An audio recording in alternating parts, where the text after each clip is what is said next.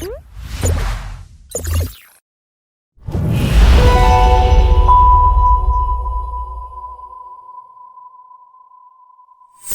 everyone, welcome to the Tech Podcast series. This is Lakshit Pant from Azure Developer Community, and we are here again with another episode of the Tech Podcast series, inviting our industry professionals, learning from their experiences, and getting to know about what's happening in the startup ecosystem, what are the future predictions of all these industry leaders. And for today's podcast, we have our industry speaker, Mr. Manish Bhatia, sir. He's the President, Technology and Analytics and New Capabilities of LendingKart, and we will learn from his experience how he has been contributing to the organization, and from his experience we will try to know what's happening exactly in the industry, and how we as an individual can get benefited from his experience. So just to kick off the session, sir, if you could introduce yourself for our audience, it would be really great.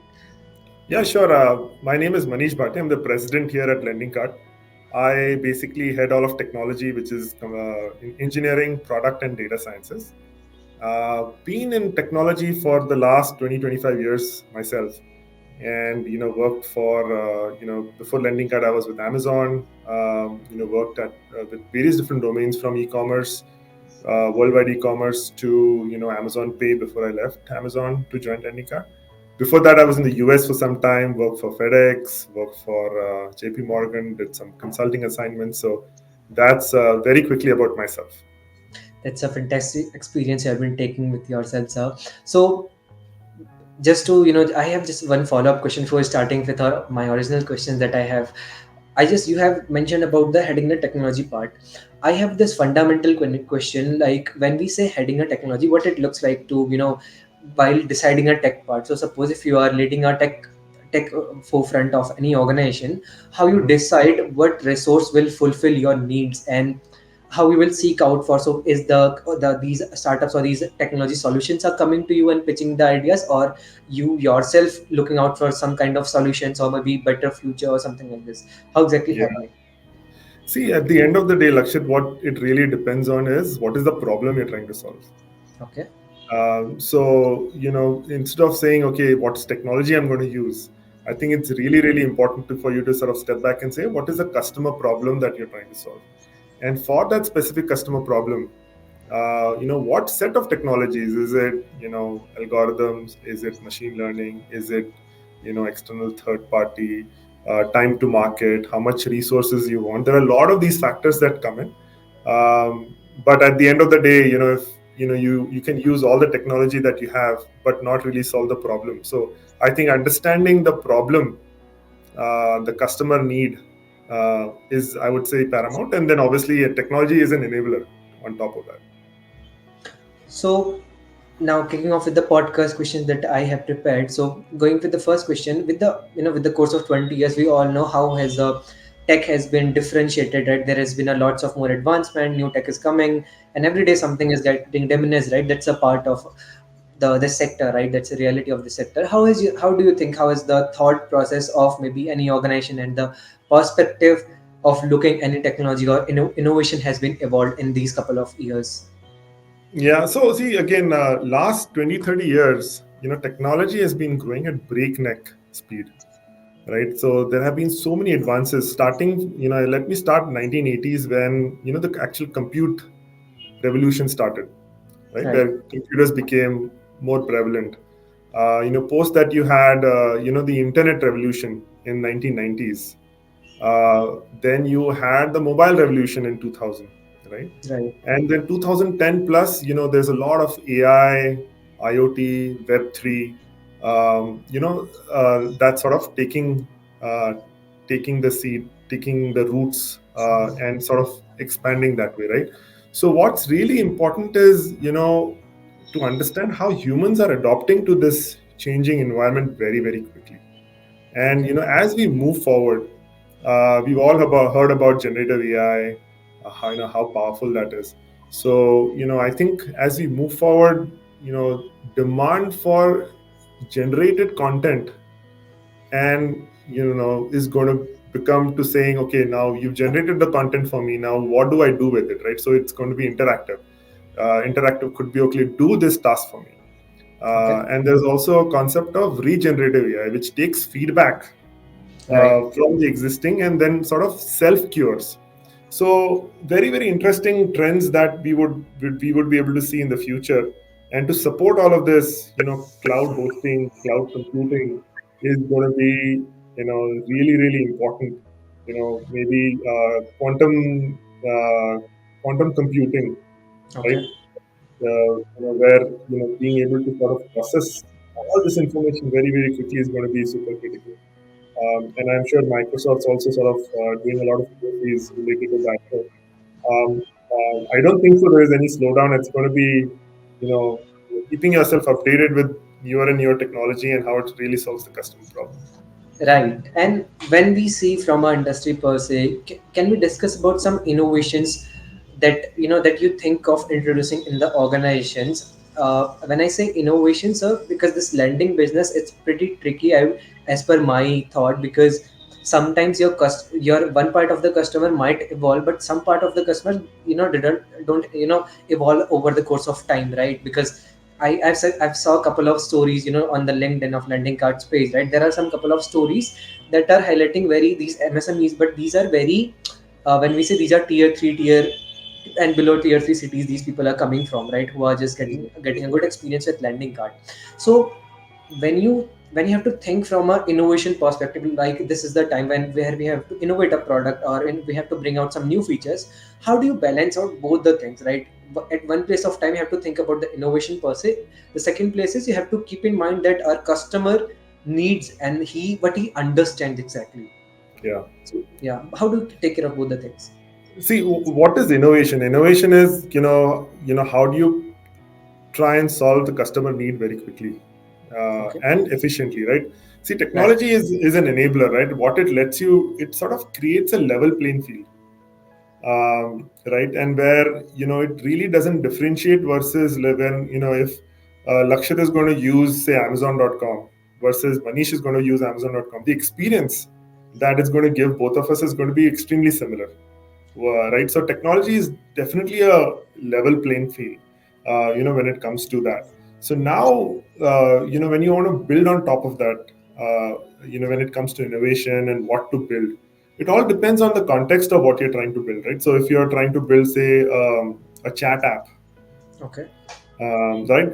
There are different products that you could use. Either use generative AI, either use machine learning to figure out how do you respond to it. When do you actually, looking at, from the text, understanding the context of what needs to be done. If you're trying to solve a customer experience problem, it could be either are you creating an app that is very intuitive? Are you creating, an experience that is extremely easy to use?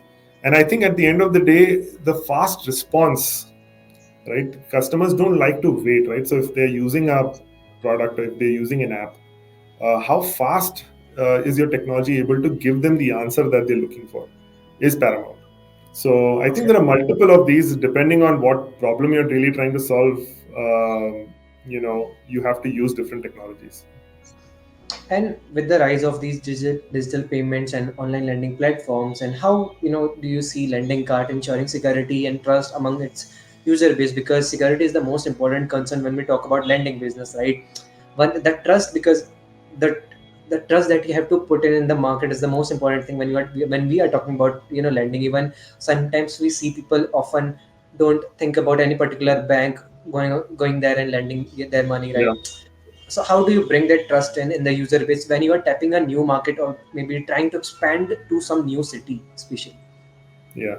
See, so again, obviously, I'll answer the security question, but from a lending card perspective, we don't have any retail presence. Okay. So what we do is we use technology to basically reach every part of India. So we've been able to lend to more than 4,000 cities, right, without having any retail branch. So everything Okay. is digital. From distribution, from to origination to being able to disperse. So the customer experience that that we give is are the segment that we're going after, serving are the MSMEs. The MSMEs are the ones who are running the shop, are catering to different product needs. So they don't have to leave their shop to go and go to a bank for say a working capital loan. right? So what they can do is use our app, download the app, and sort of give us the information online, and without them leaving their space or their workplace, right? They are able to sort of get what they need. So where lending card is focused on is being able to sort of give them an extremely simple way of getting loans or getting a financial product without them having to leave their workspace. So that's where we come in. Now from a security and trust standpoint, right, being in fintech, being in payments, being in the space that we are in, security is a very very important piece, and it multifaceted, right? So from encryption, where you're encrypting your data at transit, or when you're actually storing it, how encryption happens is very very important. Data protection becomes a really really important piece of Right. policies, who's actually looking at the data, what they're doing with the data, how you're controlling the flow of data. Then security development practices, right? Secure development practices is where when our engineers actually coding, what are the best practices they're using to be able to sort of make sure that the exposure when it comes to security is as minimal as possible. We have pen tests that we do, we have regular audits that we do, we have fraud detection algorithms and preventions. So, see, at the end of the day, I think being a fintech, uh, our ability, companies have to invest in providing the right security when it comes to data protection and personally identifiable information for our customers. So that is where a lot of focus actually goes, so that we can build the trust in the long term. And how you see all the, we have discussed it earlier as well about the generative AI in fintech sector. Particularly, in which areas do you see the applications of Gen AI coming in, especially in the fintech sector, apart from the maybe the customer experiences? Yeah. If is there any particular sector you are tapping in with the generative AI experiences? Yeah. So AI again is not new to fintech, right? Right. Artificial intelligence, right? So we've used gradient booster, we used Mhm. random forest. There are different models that we've used to do underwriting, to segmentation, to pricing, to gamification. So AI is not new. Now, when it comes to generative AI, what it does is, it provides an ability to interact with what we call large language models, Okay. right? So it helps and provides context on how do I respond to a specific question that a customer has. So currently, obviously, large language models and generative AI is used for content generation, chatbots, and things like that. But in the future, I do see, it's sort of graduating to, how you're doing segmentation of the customers, learning from that, getting lots and lots of data about, customers' usage of different products from bank statements or account aggregator, and trying to figure out what is the right product to give them. So there are a lot of these applications that will start to flow in using generative AI, if that's your question. Now, so this is the, I just wanted to ask this question. This is the most favorite question of the entire mission series that I have prepared. How Yeah. do you see the balance between the traditional banking and the fintech evolving in India? Because so I have worked in the fintech sector a little bit. So from my experience, I saw the most of the reward, the most of the, I would say, the cash flow that comes in the fintech industry, that comes by the BBPS, the billing platform that India is, especially from the electricity part. Mm, So electricity is the more, plays the 4% role in the in the in the report of NPCI. How do mm, you think? And even that is something in trillion dollars, right? It's not a very small amount; it's in trillion dollars. So if mm. 2%, 3% can bring that kind of cash flow, what do you think? How do you see the technology that can evolve the entire fintech industry, and how much time it will take to at least reach up to 10-20% in India, especially? So basically, you're asking a question between traditional banks and how fintechs are going to evolve. Right. Yeah.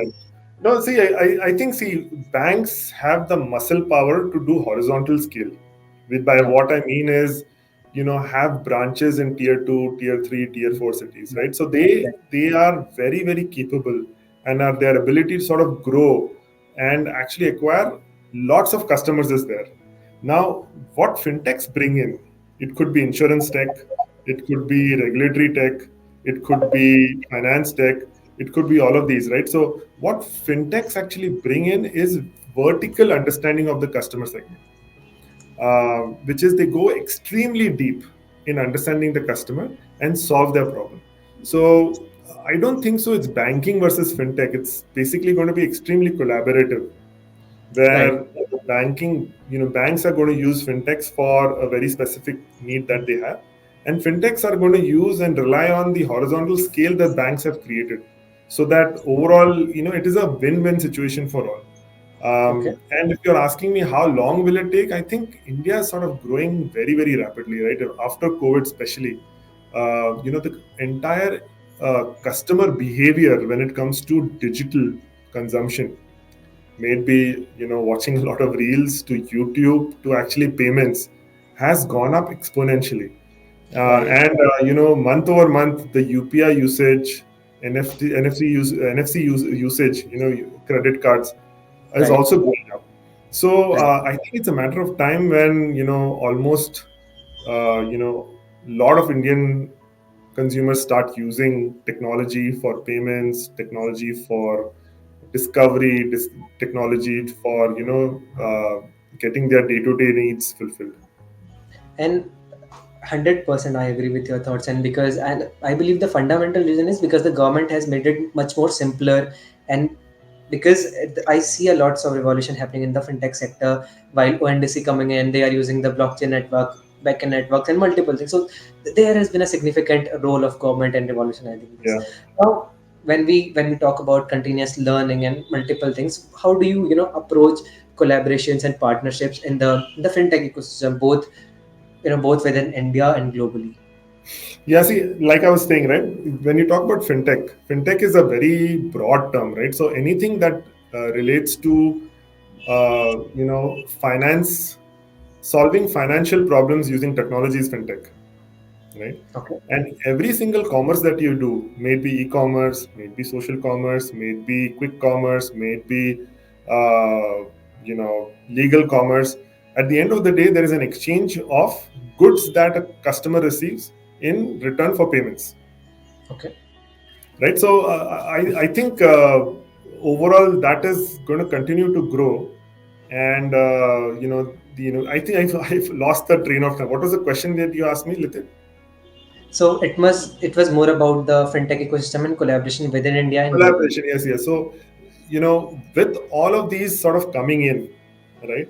Um, so we are also a fintech which sort of specializes in giving loans. Okay. Yeah. Right. In return for payments, for eNACH, for KYC, for multiple of these, we use different fintechs also. Okay. So, what we don't want to do is build something that another fintech is really good at. So that's where the focus and vertical depth of consumer experience and understanding is what I was talking about, right? So what I see in the market is a lot of collaborations actually happening, and each fintech is specializing in going deep in their problem area and solutioning, and using and collaborating with other fintechs that provide them with other areas that is not their focus but is required for them to complete the transaction. So if it's Right. insurance tech, right, they would actually say collaborate with, say, Razorpay, with Paytm, so that the payments is taken care of. So they don't want to go get into payments, but what they want to really solve is how do I provide uh, you know uh, good insurance to the customers. Right. So, I that's the whole point about, fintechs will be compete. Obviously, they will, but they will also collaborate a lot so that at the end of the day, the customer's experience is wins. Yeah. Customer is like the customer is always the first priority. He's the god of for every business. Now, I want you to shed some, because we are reaching to the end of this podcast. I want really you to shed some light upon the layoffs and the recession terminologies that we see in couple of months that has been happening there in the industry, and what are your thoughts upon this?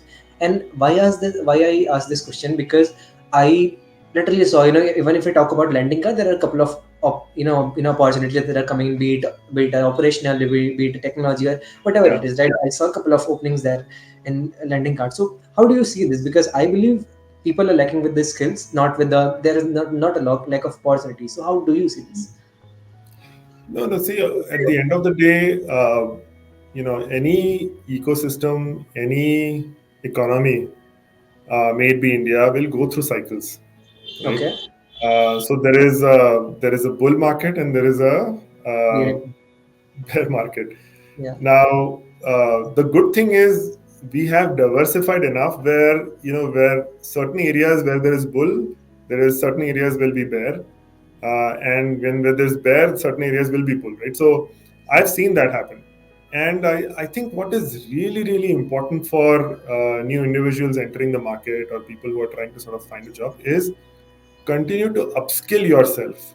There are Exactly. one is functional upskilling, making sure that you are up to date with new technology, actually using it, doing internships if it's a fresher, or doing projects, and just making sure that you really understand the technology and how it should be used. And and then obviously leadership side of things, right? Soft skills, really really important, right? What I see normally lacking is when people come in, they they really may understand what they have to do functionally, right? But if they lack soft skills in an organization, Right. what happens, they get siloed, right? They will say, Right. okay, I will do it if I know everything that needs to be done and it's given to me, versus saying, okay, I want to do it. Let's go ask a lot of people of what is the problem, how do you solve it, what are the issues that are coming up. So I think hard skills, which is functional skills, and soft skills are really really important. Um, you know, Ups and downs in the economy will continue. Some companies will you know lay off people. Most companies will start to hire. So I think it is just a cycle. Most important thing is those are the uncontrollables. You cannot really control these things, right? The only thing you can control as an individual is are you the best, right, Right.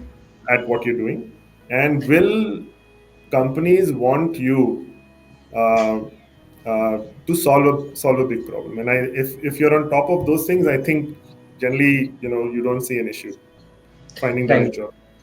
Right. And when you said about balancing the terms, right, balancing everything and the cycles part, I really, connect with that part because we can absolutely see the cycle is coming in. There are some kind of there are very definite jobs. There are not, there is not more mass hiring anymore. Right. But at the same point of time, we see there are a lot more opportunities in the startup domain. There are multiple AICs that has been formed. Government, government is giving absolutely crazy number of amount of money in terms of grants to help young age startup to build their idea, try their something of their own. So the balance is always there. I that's And again, startup is always something a very good option for one to try it out. Maybe that's what my per se is. The Absolutely right. startup is startup is a fabulous option, right? Because there is what I call organized chaos, and that also sort of gives you a lot of learning opportunity. Right. Uh, and if you're able to do well in that environment, then you can do good in any other environment, I would say. Absolutely, sir. And the second part is, so I was talking to this one of the senior leaders, and when we are finished our conversation, we came to a summary that from the problem with our generation is we want to try everything from a gamification perspective. So if we want to learn some kind of programming language, we want a gamification in that. But Mhm. that makes it simple, but we have to understand at some point of time gamification can't be the 100%. We have to learn some points so that we can work as per the organization requirement, not as per according to us, you Yeah. know learning those skills, right? Now, from a lending card perspective, where do you see lending card in next 5 years, both in terms of tech advancement as well as the market presence? Yeah. So overall, lending card, we are going to continue to our focus in our segment, which is MSMEs, right? And we're going to go extremely deep in solving that Okay. problem. So, we're going to increase our portfolio of products, if you will, right? From, working capital, unsecured loans to, personal loans. We are also extending to gold loans. We are extending to credit cards. So we are creating a portfolio of products our customers and segment that we are focused on, which is MSMEs, because we understand that segment very well. So, next 5 years, I think we are going to continue going deeper. And as you start to get deeper, right, is where problems become interesting, and which is where you have to solve it using technology. So, Okay. whether it comes from for customer experience, how do you sort of give the best experience to customers? Then is underwriting, who should we lend to? Then is collections, how do you sort of collect from customers that you've lent, and sort of so the end-to-end perspective we are going to continue, and then obviously we're also going to focus on engagement. Maybe create a super app, right? Which is and go deep. We don't want to go horizontal. We want to go deep. So if super app for MSME, so all the things that they would need, from finance to bookkeeping to marketing locally, all the things that you would need from an MSME standpoint, how do we provide that to our our customers would be our focus. Okay. Okay. Now, as we reach to the end of this podcast, I would really want to know what are the maybe the success metrics for you. What success looks like to you, right? So So I think, see, at the end of the day, success. Why do you use technology? Technology helps to give scale, right? Right. Because otherwise, you will have to manually deploy a lot of people to do the same things, train them. There will be errors. So what technology sort of provides you is the ability to scale with efficiency. I would say, Mm. right? Um, so the success metric for in general would be how you're able to make sure that you're acquiring the right customers. The most important metric is how do you retain those customers. Okay. So one is the acquisition. So if you have a product that you're able to acquire customers, but they're not sort of staying with you for a longer period of time or not transacting with you again, it becomes extremely challenging and costly to acquire customers. So I think that the winning formula or the success metric is acquisition and retention. So our focus is that, and I think most startups and even larger companies should and actually do focus on that. Right. Lastly, what message or maybe piece of advice you would like to leave with our listeners, especially those who are aspiring to, make an impact in the fintech industry or deep dive, maybe the young aspiring entrepreneurs or maybe it's students who are, Yeah, trying to yeah. explore the fintech industry. No, I think one is, if exploration, new entrepreneurs, being ability to being bold, right? So don't worry about if you have conviction about an idea, right? And if it's a crazy idea, most people will initially not support because it's very difficult to contemplate. But most of the bigger companies have been built by bold ideas, right? So a couple Right. of advices would be stay agile and be extremely adaptable, right? So make sure that you're able to change course very, very quickly Okay. and take feedback from whoever you need to take feedback from and change your product very, very quickly. If you're in this fintech space, prioritize security and compliance.